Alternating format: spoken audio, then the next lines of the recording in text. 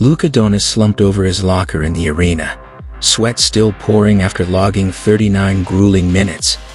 His jersey is ripped, his face flushed, and just a few feet away, JJ Redick is pacing back and forth like he's ready to explode. Then out of nowhere, a chair goes flying across the room, and it's not Luka who threw it, it's Redick. This all unfolded right after Redick's January 23, 2026 press conference.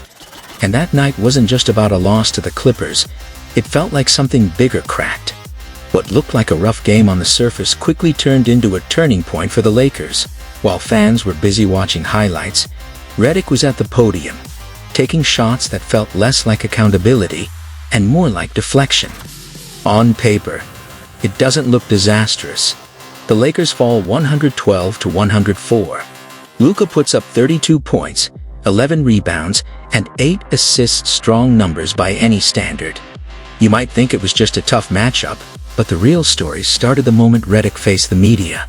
He didn't carry himself like a coach who had just lost. He looked composed, almost too composed, like someone who had already decided what he was going to say. Leaning into the mic, glancing at his watch, he delivered a statement that shifted the mood entirely. He said the team needed trust. Then he made it clear where that trust in his eyes needed to begin with Luka. There's got to be a trust factor with all our guys, just to trust the pass, and that starts with Luka. He's going to have the ball the most of everyone. He's got to trust. Notice what he didn't say. He never brought up how the Clippers bench completely took over the game. No mention of Ivica Zubac pulling down 19 rebounds, or how that's something the coaching staff needs to fix. Instead, he went straight at Luka. Let that sink in. This felt less like post-game accountability and more like a calculated shift of blame. Redick zeroed in on Luka's 38.1% usage rate, framing it like the root of the problem. The message was clear. Make it seem like the loss came down to one player dominating the ball, not the fact that the rest of the roster shot a brutal 34% from three. And then there was LeBron. He was supposed to speak right after Redick, but he never showed, left the arena before the media even got there. That absence only added fuel to the fire. From a narrative standpoint, it's a classic move if the superstar becomes the problem. No one looks too closely at everything else that went wrong, like letting a huge lead slip away. What makes it more striking is the contrast. This is the same Redick who built his reputation talking about high-level basketball IQ, praising elite playmakers for controlling the game and making reads others can't. Now, under pressure, it sounded like a completely different tone, more political than analytical. And behind the scenes, things reportedly didn't cool off, they escalated. Word is, Luka saw clips of the press conference almost immediately in the tunnel. Instead of waiting for a meeting later, he confronted the situation right there, in front of staff. Emotions were already high, and that moment pushed everything closer to the edge. Timing matters too. With the trade deadline approaching, narratives carry weight. Framing issues a certain way can shift how decisions get made upstairs. Whether intentional or not, it creates the impression that the system works, but something else isn't fitting into. By the time the locker room doors closed, the usual quiet after a loss was gone. Instead of silence, there was tension. Luka, exhausted after 39 hard minutes, sat at his locker staring at a stat line most players would be proud of: 32, 11, and 8. But then he looked up at the monitor, saw the press conference replay, and heard the comments for himself. And that's where everything really started to boil over. That starts with... The breaking point came down to one line. That starts with Luka. And the moment he heard it, something in Luka snapped.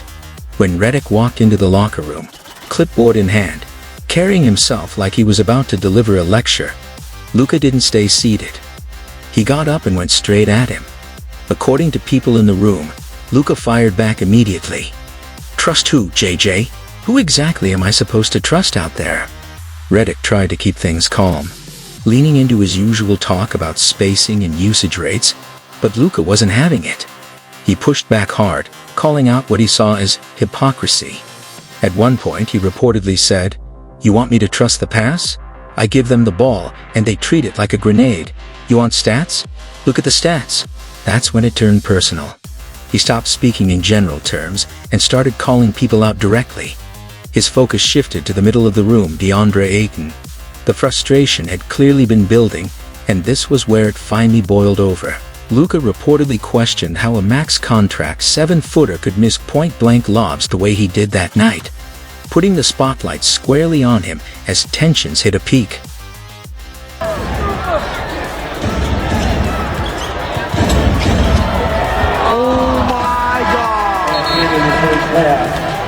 Luka was so frustrated, he nearly stormed straight out to the tunnel. Ayton had just 4 points in 20 minutes, practically invisible, while Ivica Zubac dominated the glass with 19 rebounds. Meanwhile, Luka was carving up the defense, drawing double teams and setting teammates up perfectly, only to watch those chances fall apart: missed catches, stripped possessions, blown finishes. Then his attention shifted to Rui Hachimura, a fan favorite. Sure, but that night, nothing was falling. He went 2 for 7 from 3. And these weren't tough looks. They were wide open. Luka reportedly shouted, "Rui, I trust you. I give you the ball, and you miss again and again. How is that on me?" It was harsh, but from his perspective, it was honest. The key difference? Luka kept it in-house. All of it stayed inside the locker room, not broadcast in front of cameras and millions of viewers. But things hit a boiling point when Reddit tried to assert control. He told Luka to sit down and respect the process. That didn't land well, not after Luka had just carried the team for 4 quarters while others struggled. According to insiders, Luka lunged forward not to swing, but out of pure frustration. That's when Marcus Smart stepped in, physically holding him back, repeating, "Not here, not like this," trying to keep things from spiraling further. What makes the situation even more intense is how the numbers tell a completely different story than the narrative being pushed. Luka created 18 potential assists in that game alone, meaning the opportunities were there.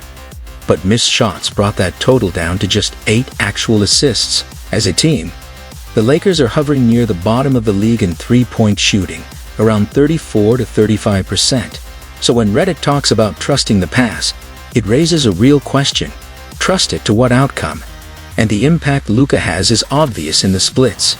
With him on the floor, the offense is efficient and structured. The moment he sits, it drops off sharply.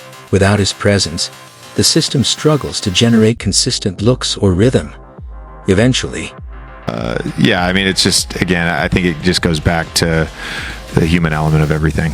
And you know, guys are worried about their futures, and that's what happens when you got a team full of free agents and player ops. Think about how messy that sounds. It comes off like he's telling Rob Pelinka, "This roster isn't good enough for me to coach," which shifts the spotlight away from his own decisions and onto the front office. Whether that's the intent or not, that's how it lands. And in a locker room, that kind of messaging can spread fast. Then you've got the rumors floating around that he's putting certain players in tough spots on purpose so they struggle in his system. The idea being, if they look like liabilities, the front office has no choice but to move them and bring in his guys. It's a serious claim. And if it were true, it would mean sacrificing short-term performance just to win internal leverage. That's the kind of thing that can fracture a team quickly. But when you zoom out, there are other explanations too. A new coach often installs a different system, and not every roster fits it right away. Some players naturally look worse during that adjustment period. It doesn't always mean there's a hidden agenda. Still, when results don't follow, you're able to get some guys that have some IQ about it as well, it unlocks even more. It just makes it harder to guard off of all of these off-ball actions. Yeah, and you're dealing with the best players. They used to say elite playmakers need high usage because they can read defenses on another level. But now that the pressure is on, the tone has flipped suddenly. Luka's usage is being treated like the problem instead of the engine. That's the contradiction that's fueling all of this. It's starting to feel like a clash between theory and reality. Some coaches fall in love with system structure, spacing, read sometimes to the point where they try to force every player into it, no matter who that player is. And history shows that doesn't always end well. You can see shades of that with guys like Jim Boylan in Chicago, who leaned so hard into discipline and structure that it disconnected from the players. Even Rick Carlisle, as respected as he is, had a stretch in Dallas where the rigidity reportedly wore thin. The expectation with J.J. Redick was the opposite, that he'd be flexible, modern, someone who understands that when you have a talent like Luka Dončić, you don't over-engineer things, you empower him. Instead, right now it feels like there's tension between letting Luka be Luka and trying to mold him into a system-first approach. But zooming out, this isn't just about one coach. The Los Angeles Lakers have been cycling through coaches for years.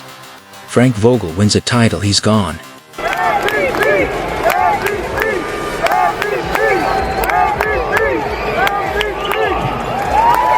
Think about how wild that is. His former fans seem to respect his greatness more than his current head coach does. At this point, it feels like J.J. Redick has already lost control of the locker room. Because you can't publicly call out and embarrass a player who is carrying your entire franchise and expect him to perform at his highest level. Luka Dončić is stepping into his prime, yet J.J. is treating him like a developing project instead of a proven superstar. If the Lakers don't address this situation quickly, it could turn from a rough season into something much bigger, something that threatens the stability of the entire franchise. So the real question is, is J.J. Redick's ego going to be the reason Luka eventually considers leaving Los Angeles? And honestly, was J.J. right to criticize the ball movement issues, or is he stepping into territory he doesn't fully understand?